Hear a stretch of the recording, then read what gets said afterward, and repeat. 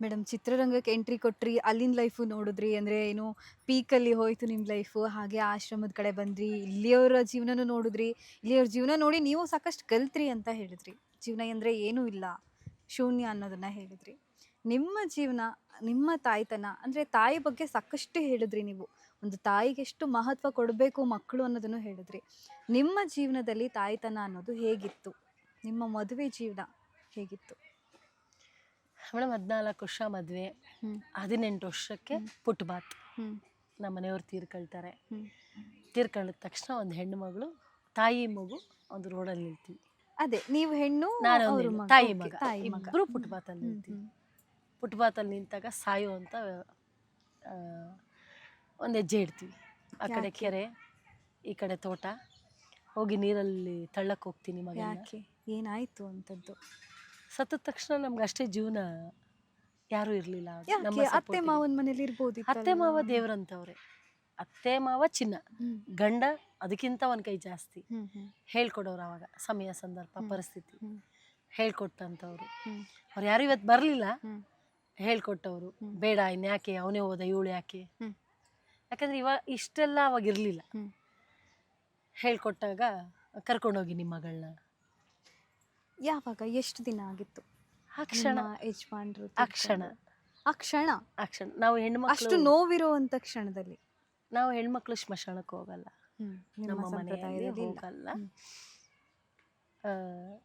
ಸತ್ತಿ ರಾತ್ರಿ ಎಲ್ಲ ಇಟ್ಕೊಂಡು ಬೆಳಗ್ಗೆ ಆಗ ಇನ್ನೊಂದು ಘಟನೆ. ನನ್ನ ಮಗನಿಗೆ ಹಿಂದಿನ ದಿನ ಪಟಾಕಿ ತಕ್ಕೊಟ್ಟಿದ್ರು ನಮ್ಮ ಮನೆಯವರೆಲ್ಲ. ಅಂದ್ರೆ ಯಾವ ಸಂದರ್ಭದಲ್ಲಿ?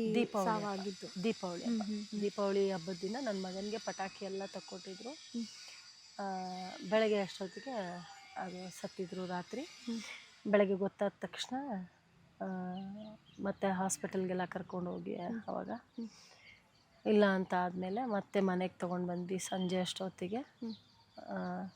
ಅಲ್ಲೇ ರಾತ್ರಿ ಎಲ್ಲ ಆಚೆ ಮನೆಯಿಂದ ಬಾಗಿಲಲ್ಲಿ ಇಟ್ಕೊಂಡಿದ್ವಿ. ಆಗಲೂ ನನ್ನ ಮಗ ಅವರಪ್ಪ ಸತ್ತಿದ್ದಾರೆ ಅಂತ ಎಲ್ಲೂ ಗೊತ್ತಿಲ್ಲ. ಚಿಕ್ಕ ಮಗು, ಎಷ್ಟು ವರ್ಷ ಆಯಿತು?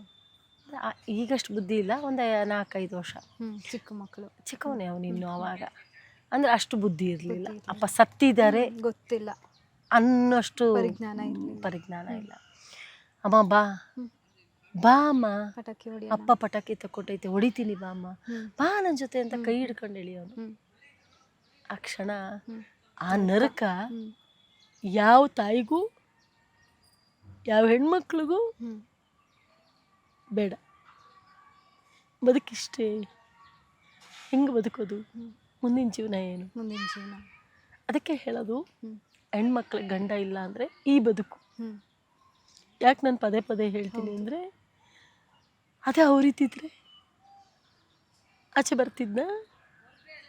ಬರ್ತಿರ್ಲಿಲ್ಲ.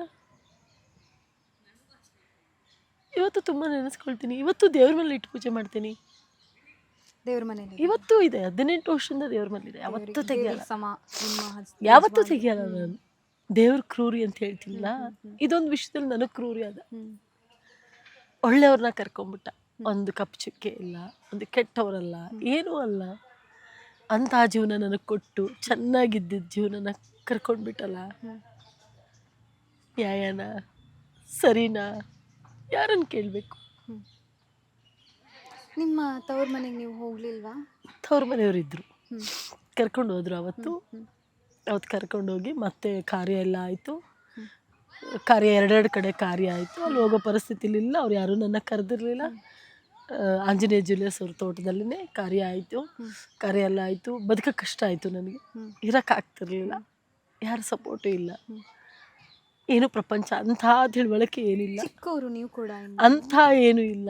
19 ವರ್ಷಕ್ಕೆ ಎಲ್ಲ ನೋಡಿ, ಎಲ್ಲ ಬದುಕು ಕಟ್ಕೊಂಡು ಏನು ಇಲ್ಲದೆ ಪುಟ್ಬಾತಲ್ಲಿ ನಿಂತ್ಬಿಟ್ಟು, ಹುಟ್ಟು ಬಟ್ಟೆ, ಆ ಪುಟ್ಟ ಮಗನ ಕಟ್ಕೊಂಡು ಹೆಂಗಿತ್ತು ನಿಮ್ಮ ಜೀವನ? ನೀರಿಗೆ ತಳ್ಳಕ್ಕೆ ಹೋಗೋದು, ಅಮ್ಮ ಬಾಮ್ಮ ಚಳಿ ಆಗ್ತಾ ಇದೆ ಹೋಗೋಣ, ಮಾಮನ ಮನೆಗೆ ಹೋಗೋಣ, ಹಿಂಗೆ ಹೋಗೋದು ವಾಪಸ್ ಬರೋದು, ಹೋಗೋದು ವಾಪಸ್ ಬರೋದು, ಮತ್ತು ನಾನು ಹೋಗೋದು, ಮತ್ತೆ ಹಿಂದಕ್ಕೆ ಬರೋದು. ಅವನು ನೋಡಿ, ಆ ನರಕ ಅನುಭವಿಸಿರೋರು ಮಾತ್ರ ಗೊತ್ತಿರುತ್ತೆ. ಆಮೇಲೆ ಮರದ ಕೆಳಗಡೆ ಅವನ್ನ ಮಲಗಿಸ್ಕೊಂಡು ಇಡೀ ರಾತ್ರಿ ನನ್ನ ಸೀರೆ ಬಿಚ್ಚಿ ಅವನಿಗೆ ಸುತ್ತಕೊಂಡು ಬೆಳಗ್ಗೆ ಎದ್ದು ನಾನು ಸೀರೆ ಉಟ್ಕೊಂಡಿದ್ದೀನಿ. ತಾಯಿ ಅನ್ನೋದನ್ನ ಮತ್ತೆ ಪ್ರೂವ್ ಮಾಡಿದ್ದೀರಾ ನೀವು. ಆಮೇಲೆ ಬದುಕಬೇಕು ನನ್ನ ಮಗನಿಗೋಸ್ಕರ.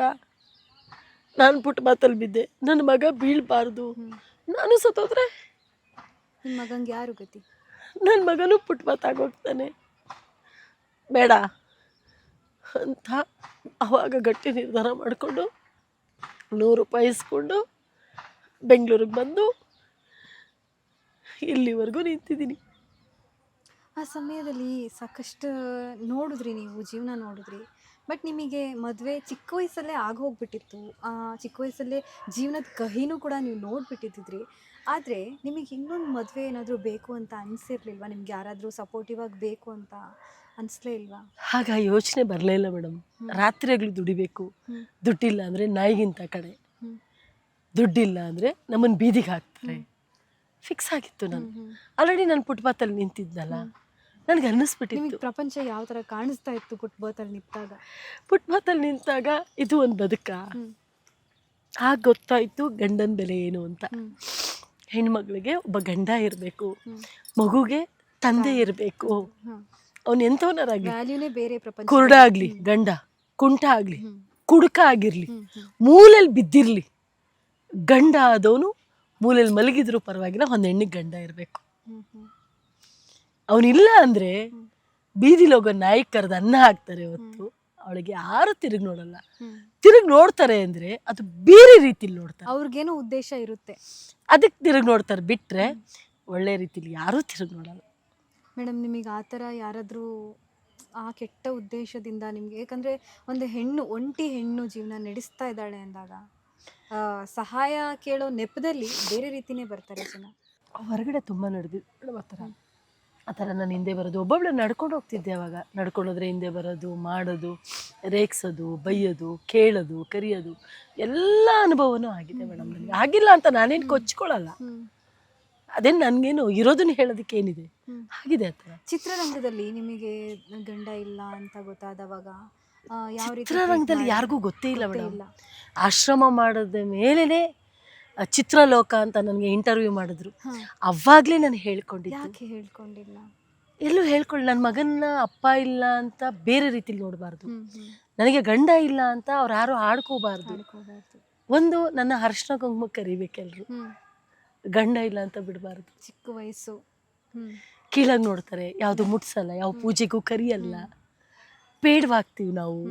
ಅದು ನನಗೆ ತಡ್ಕೊಳಕ್ಕಾಗಲ್ಲ.